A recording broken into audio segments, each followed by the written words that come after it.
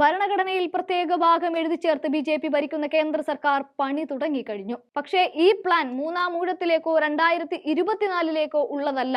അങ്ങനെ കരുതിയെങ്കിൽ അത് തെറ്റി. പകരം 2029 അത്രമേൽ ദീർഘവീക്ഷണത്തിലാണ് BJP ഓടുന്നത്. ഈ ഒരൊറ്റ കാര്യത്തിലൂടെ നമുക്ക് ഊഹിക്കാം ഇനി ജനാധിപത്യം ഇവിടെ പുലരില്ല എന്ന്, അല്ലെങ്കിൽ അത് ഉറപ്പിച്ചു തന്നെ പറയാം.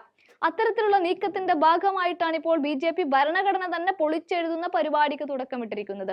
ഇന്ന് സുപ്രീം കോടതി പോലും നീതി നടപ്പാക്കുന്നത് നിലനിൽക്കുന്ന ഭരണഘടനയുടെ അടിസ്ഥാനത്തിലാണ്, ആ നിയമത്തിലൂടെയാണ്.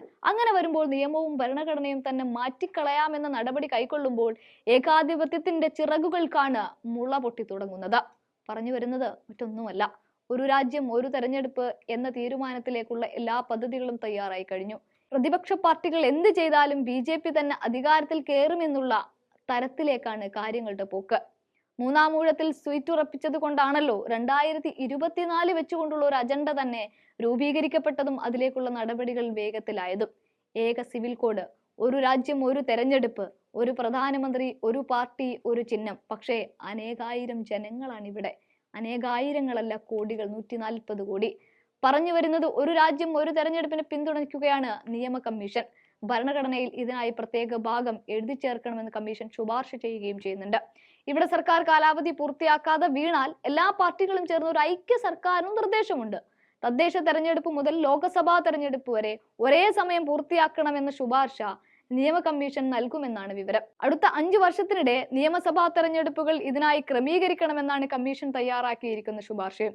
2024 2029 ഇടയിലെ നിയമസഭാ തെരഞ്ഞെടുപ്പുകളിൽ പരമാവധി ഒന്നിച്ചാക്കി 2 പ്രാവശ്യമായി പൂർത്തിയാക്കണം.